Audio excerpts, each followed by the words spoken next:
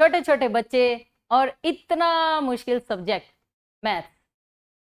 मैं आपके लिए मैथ को आसान बना सकती हूँ अगर आप मेरी बात माने। बताइए, मानेंगे? तो फिर पहली बात यह है कि आपको मेरी सारी बातें ध्यान से सुननी है। और दूसरी बात यह है कि इस वीडियो को देखते वक्त आपको नोटबुक और पेन का यूज़ करना है। जैसे ही आप कोई इम्पोर्टेंट बात सुने, वीडियो को पॉज करें और उसे लिखें। Welcome to subscribers of target 100 mathematics. और आज मैं आपके लिए लेकर आई हूँ class 8 set July 2023 sample paper 1। 60 minutes का ये पेपर 20 मार्क्स का है। All questions are compulsory. Question number 1 to 10 carry 1 mark each, 11 and 12 carry 2 marks each, और लास्ट के 2 questions carry 3 marks each. Question number 1, परिमेय संख्याओं के लिए गुणात्मक तत्समक बराबर होता है। परिमेय संख्याएं अठे बटे के नंबर को परिमेय संख्या कहते हैं, जैसे 2/3, 3/7, 3/7। ओके, मेरी एक रिक्वेस्ट आप सभी बच्चों से है कि जो काउंटिंग 1 2 3 4 5 आपको हिंदी में आती है, कोशिश करें उसे इंग्लिश में सीखें। 1 2 3 4, बस सिर्फ काउंटिंग को आपको इंग्लिश में बोलना है, सीखना है, समझना है। ओके, देखिए, the multiplicative identity of rational numbers is equal to. गुणात्मक तत्समक क्या होता है? एक ऐसी संख्या जिसे मैं किसी परिमेय संख्या से गुणा करूं और मेरा वही आंसर आ जाए। जैसे 4/3 एक परिमेय संख्या है। एक ऐसी संख्या बताइए जिसको मैं इससे गुणा करूं और आंसर वापस मुझे 4/3 ही मिल जाए। कौन सी संख्या होगी? 1। तो गुणात्मक तत्समक क्या होगा? 1। C option is correct. Okay,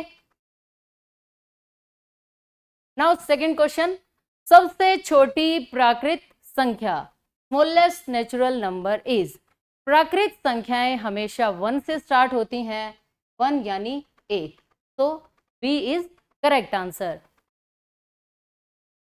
question number 3, x + 3 is equal to -3। इसमें हमें x की वैल्यू बतानी है, x का मान बताना है। x + 3 is equal to -3। देखिए, प्लस के नंबर राइट साइड जाकर माइनस में चेंज हो जाते हैं। ये -3 एज इट इज, प्लस का 3 इधर आकर -3 में चेंज हो जाएगा, और -3 की वैल्यू क्या होगी? -6। तो C is correct answer. Okay, now question number 4, किसी समबहुभुज में अधिक से अधिक कितने अंश का बाह्य कोण संभव है? What is the maximum exterior angle possible for a regular polygon? समबहुभुज, मान लीजिए मैंने एक ऐसी त्रिभुज ले ली जिसकी तीनों भुजाएं बराबर हैं। ओके, इसका नाम क्या हो जाएगा? समबाहु त्रिभुज, यानी इक्विलेटरल ट्रायंगल। और इस ट्रायंगल के तीनों एंगल्स इक्वल होते हैं, और कितने डिग्री के होते हैं? 60 60 60 डिग्री। ओके, लेकिन ये जो कोण हैं ये अंदर वाले हैं। हमसे कौन सा पूछा गया है? बाह्य कोण। किसी समबहुभुज में अधिक से अधिक कितने अंश का बाह्य कोण? अगर ये वाला कोण 60 डिग्री है तो ये वाला कोण कितने डिग्री होगा? 120 डिग्री। ये बाहर वाला कोण है। एक रेखा पर 180 डिग्री बना होता है। अगर हमें इस तरफ 60 दिया हो तो इस तरफ का एंगल ढूंढने के लिए 180 में से 60 को माइनस कर दिया जाता है। ओके, 120। इसलिए आंसर क्या होगा? सी, 120 डिग्री। और अगर इसी क्वेश्चन में बाह्य के प्लेस पर, एक्सटीरियर के प्लेस पर इंटीरियर एंगल पूछ लिया जाए, अंतःकोण पूछ लिया जाए, मिनिमम 60 से कम नहीं होगा, मिनिमम पूछ लिया जाए तो 60 डिग्री इंटीरियर एंगल, और मैक्सिमम पूछ लिया जाए एक्सटीरियर एंगल, वो 120 डिग्री होगा। ओके, नाउ क्वेश्चन नंबर 5, समांतर चतुर्भुज में x की वैल्यू बतानी है। Find value of x in parallelogram. समांतर चतुर्भुज की क्या खास बात होती है? इसके सम्मुख कोण बराबर होते हैं, यानी opposite angles of parallelogram are equal. जितना ये है उतना ही ये होगा, यानी x की वैल्यू कितनी आएगी? 100 degree. So C is correct answer. Okay, now question number 6। True false का ये क्वेश्चन है। जीरो का व्युत्क्रम नहीं होता, जीरो हैज नो रेसिप्रोकल। ये बात बिल्कुल सही है। व्युत्क्रम क्या होता है? जैसे अगर 1/3 लिखा हो तो इसका व्युत्क्रम होगा 3/1। हर का अंश बना दिया जाता है और अंश का हर बना दिया जाता है। लेकिन अगर कोई आपसे पूछ ले कि जीरो का व्युत्क्रम क्या होगा, तो हमें नहीं पता। नॉट डिफाइंड, जीरो का कोई व्युत्क्रम नहीं होता। So this statement is true, सत्य है ये बात। Question number 7। चतुर्भुज के चारों कोणों के मापों का योग 180 डिग्री होता है। क्या बात? चतुर्भुज के चारों कोणों का जोड़ 180 कहाँ होता है? 360 होता है, 360 डिग्री। ये तो गलत लिख दिया इसने, गलत लिख दिया तो दिस स्टेटमेंट इज फॉल्स, यानी असत्य। Okay, now next question. Question number 8। प्रत्येक वर्ग एक समांतर चतुर्भुज है। हाँ जी, समांतर चतुर्भुज यानी पैरेललोग्राम की क्या खास बात होती है? कि इसकी आमने सामने की भुजाएं बराबर और समांतर होती हैं। क्या ये बात आप वर्ग के लिए कह सकते हैं? हाँ जी, बिल्कुल कह सकते हैं। वर्ग की तो चारों भुजाएं बराबर होती हैं। ओके, समांतर चतुर्भुज की कंडीशन को वर्ग ने पूरा कर दिया, यानी समांतर चतुर्भुज में आमने सामने की भुजाएं बराबर और समांतर इसके अंदर हैं, इसलिए ये बात बिल्कुल सही है। प्रत्येक वर्ग एक समांतर चतुर्भुज है। All squares are parallelograms. This statement is true. Question number 9 और 10 ये फिलअप्स हैं, खाली स्थान भरो। दो प्रीमेय संख्याओं का गुणनफल सदैव डैश होता है। बताइए इसमें क्या आएगा? प्रीमेय संख्या। अगर आप दो प्रीमेय संख्याओं को गुणा करेंगे तो जो आंसर है वो प्रीमेय संख्या ही आएगा, यानी multiplication of to rational numbers is always a rational number. Okay,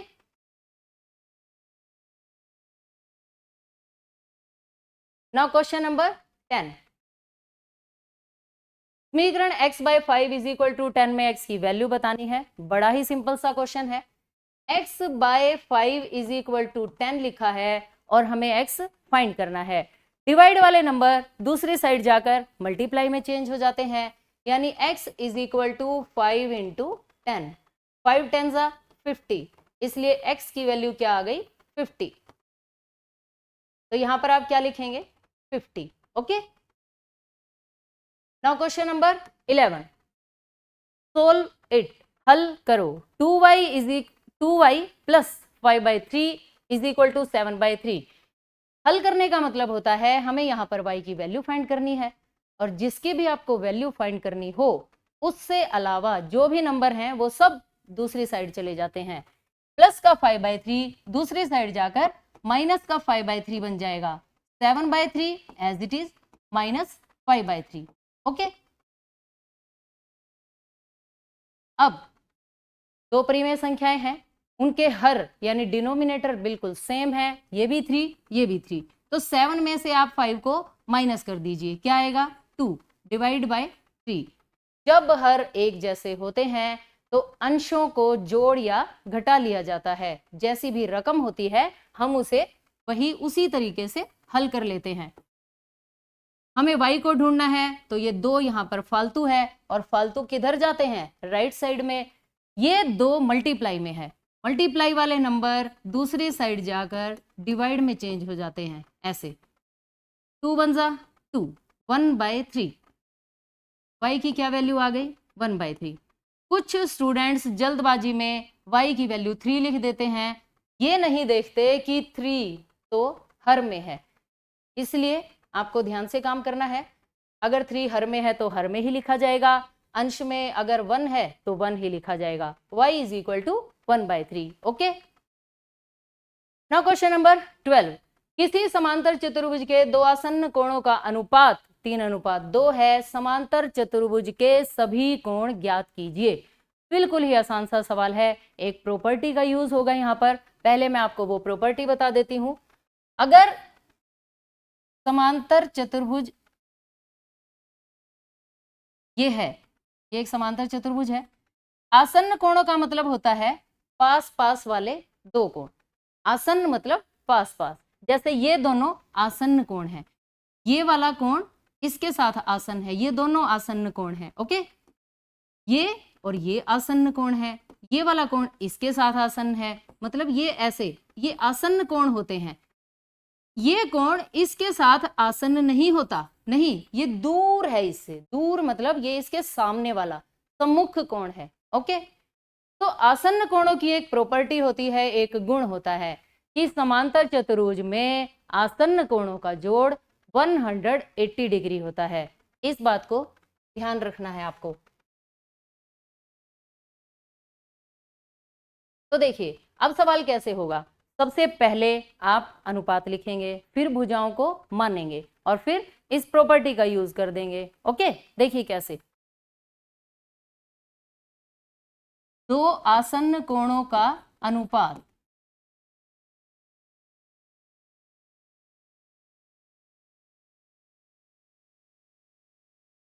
is equal to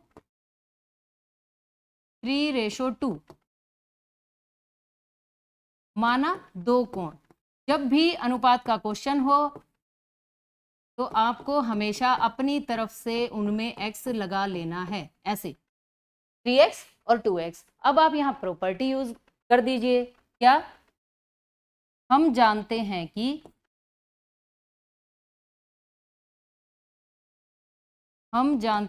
कि आसन्न कोणों का योग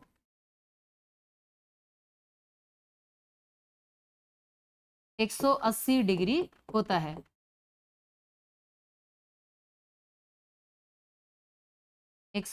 डिग्री होता है। ओके,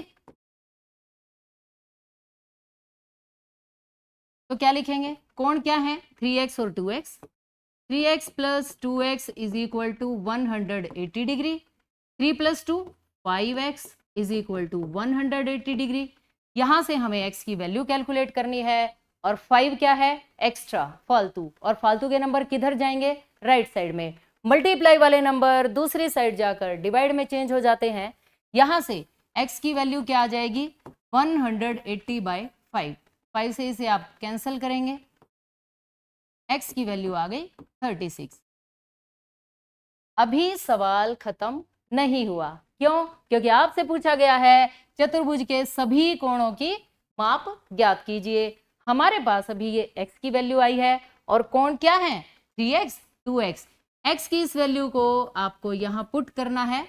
3 गुना करेंगे, 2 गुना करेंगे तो समांतर चतुर्भुज के 2 कोण आ जाएंगे। बाकी के 2 कोण कैसे आएंगे? हम जानते हैं कि समांतर चतुर्भुज के आमने सामने के कोण यानी सम्मुख कोण क्या होते हैं? बराबर। अगर आपको एक कोण पता चल गया तो उसके सामने वाला कोण भी सेम ही होगा। तो अब आप क्या लिखेंगे इसके बाद?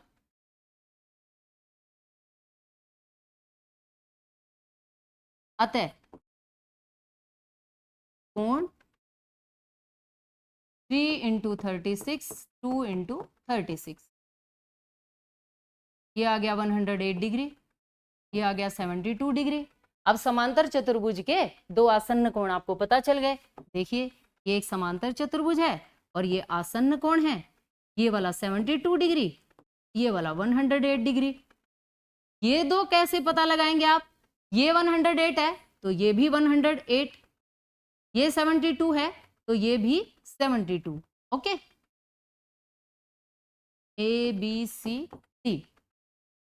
आप लास्ट में लिखेंगे अतः समांतर चतुर्भुज के सभी कोण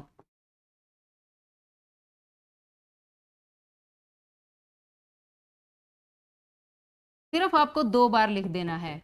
108 डिग्री है, 2 बार लिख दीजिए। 72 डिग्री है, इसे भी 2 बार लिख दीजिए। ओके, ये 72 तो ये भी 72 डिग्री हो जाएगा। ये 108 तो ये भी 108 डिग्री हो जाएगा। Okay, understand? Now next question. Question number 13, ये बिल्कुल ही आसान क्वेश्चन है। इस समीकरण को हल करना है, सोल्व द इक्वेशन। देखिए कैसे, ये डेसिमल है, दशमलव, इसे हटाएंगे। कैसे हटाते हैं, डेसिमल के नाम का 1 मानिए और जितने अंक लिखे हुए हैं उतनी क्या लगानी होती है, 0। इसे आप लिखेंगे 25/100, ये डेसिमल हट गया। ये वाली term as it is 4f minus 3 is equal to, इसका भी डेसिमल अब आप आराम से हटा सकते हैं, 5 एज इट इज, डेसिमल के नाम का 100, ओके। और ये वाली टर्म एज इट इज, 100 से 100 कैंसिल हो सकता है, ओके। 5 और 25 इसे भी कैंसिल कर दीजिए, 5 5 जा 25, 5 के टेबल में 25 आता है तो ये कैंसिल हो गया। जो टर्म बच गई उन्हें लिखिए, यहां से 5, ये 4f माइनस 3, यहां कुछ नहीं बचा, सिर्फ 1 को लिखने की कोई जरूरत नहीं होती मल्टीप्लाई में, ओके। अब 5 की इससे भी गुणा होगी, इससे भी गुणा होगी, करते हैं। 5 4 जा 20, 5 3 जा 5 3 15, ओके। अब देखिए हमें ढूंढ के लाना है f, और जो जो टर्म्स f वाली हैं उन्हें एक तरफ कर लीजिए। ये प्लस का 10f है, इधर ले आइए, माइनस का हो जाएगा ऐसे, -9 एज इट इज, माइनस का 15 उस तरफ जाकर प्लस का 15 हो जाएगा, ओके। 20 माइनस 10 10, 15 माइनस 9 15 में से 9 गए है,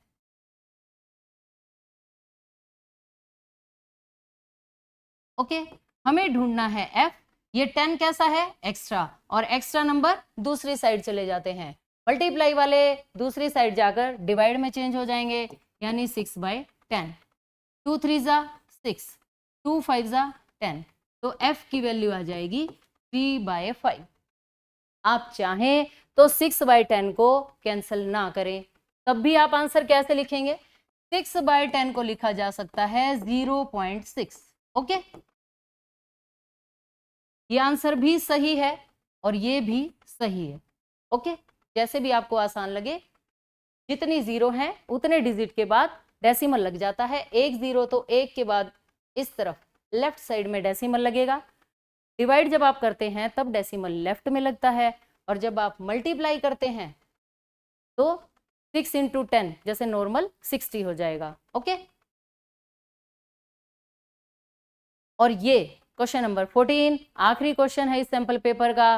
होप HOPE एक समांतर चतुर्भुज है, HOPE, एक्स वाई और जेड कोणों की माप हमें ज्ञात करनी है।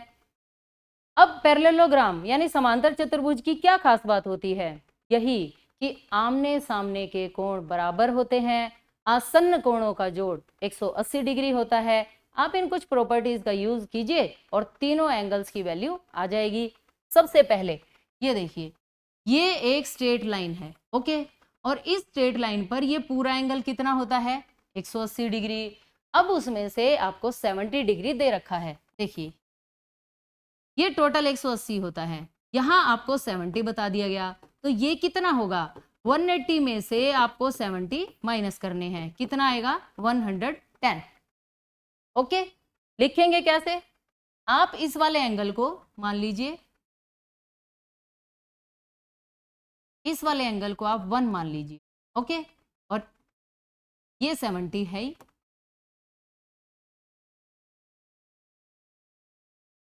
Angle 1 plus 70 is equal to 180 degree. इसका रीजन आप क्या लिखेंगे, रैखिक युग्म, लीनियर पेयर। फिर से वही बात आ गई, प्लस के नंबर दूसरी साइड जाकर माइनस के, 180 में से 70 को आप माइनस करेंगे, 110 डिग्री आ जाएगा, 110 डिग्री। अगर ये वाला कोण 110 डिग्री है तो इसके सामने कौन बैठा है, इसके सामने है x, x की क्या वैल्यू हो जाएगी, 110 डिग्री। रीजन आप क्या लिखेंगे, सम्मुख कोण, okay. Opposite angles of a parallelogram are equal. यहाँ पर ये x लिखा हुआ है, वाइट होने की वजह से शायद आपको दिखाई ना दे रहा हो, ये y है यहाँ पर और ये है z। ओके,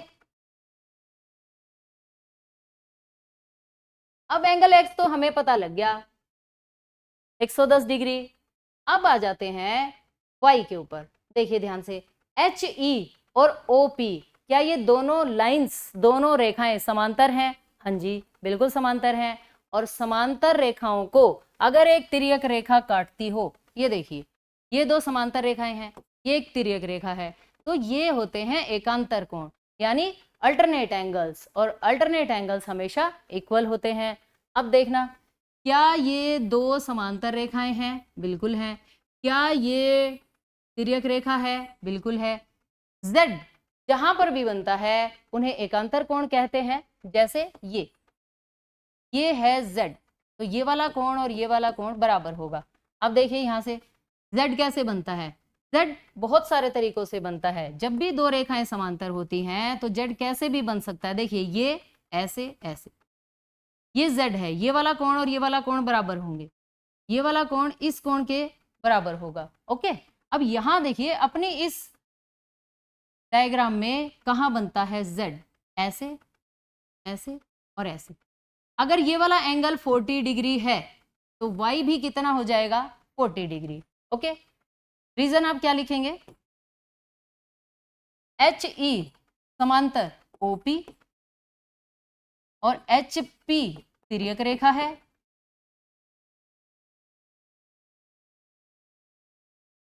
ओके, तो y is equal to 40 degree, reason एकांतर कोण यानी अल्टरनेट एंगल्स। अंडरस्टैंड? अब हमारे पास एंगल 1 आ गया 110 डिग्री, y आ गया 40 डिग्री, z बच गया। अब z को कैसे ढूंढें? इसके लिए आप सिंपल सी एक प्रॉपर्टी लगाइए। क्या? एक त्रिभुज के तीनों कोणों का योग 180 डिग्री होता है। अगर आपको दो कोण पता है तो उन दोनों को ऐड कीजिए और 180 में से माइनस कर दीजिए। देखिए कैसे?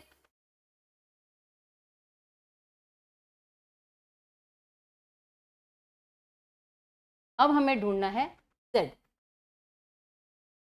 त्रिभुज HOP में angle 1 plus y plus z कितना होना चाहिए? 180 डिग्री। 1 कितना आया था? 110, y कितना है? 40, z कितना है? पता नहीं, और 180 degree as it is. Okay, यहाँ पर एंगल 1 है, ये y है और ये है z। ये वाली त्रिभुज आपने ली, इस त्रिभुज में इन तीनों कोणों का योग कितना होना चाहिए? 180 डिग्री। ओके, 110 में जब आप 40 ऐड करेंगे तो कितना आएगा? 150, और प्लस के नंबर दूसरी साइड जाकर माइनस में चेंज हो जाते हैं। 180 में से 150 माइनस होंगे तो कितना बचेगा? 30, और ये वैल्यू आ गई z की। तीनों एंगल्स हमने फाइंड कर दिए हैं। x की वैल्यू आई है 110, y की वैल्यू आई है 40 डिग्री और z की वैल्यू आई है 30 डिग्री। ओके, और इसी के साथ आपने पहला सैंपल पेपर फिनिश कर लिया है। मुझे उम्मीद है कि सभी क्वेश्चंस आपको अच्छी तरह से समझ आ गए होंगे। अगर किसी भी क्वेश्चन में कोई भी दिक्कत है तो कमेंट सेक्शन में ज़रूर बताएं। वीडियो को ज़्यादा से ज़्यादा शेयर करें, चैनल को subscribe. Okay, thanks for watching, bye bye, take care.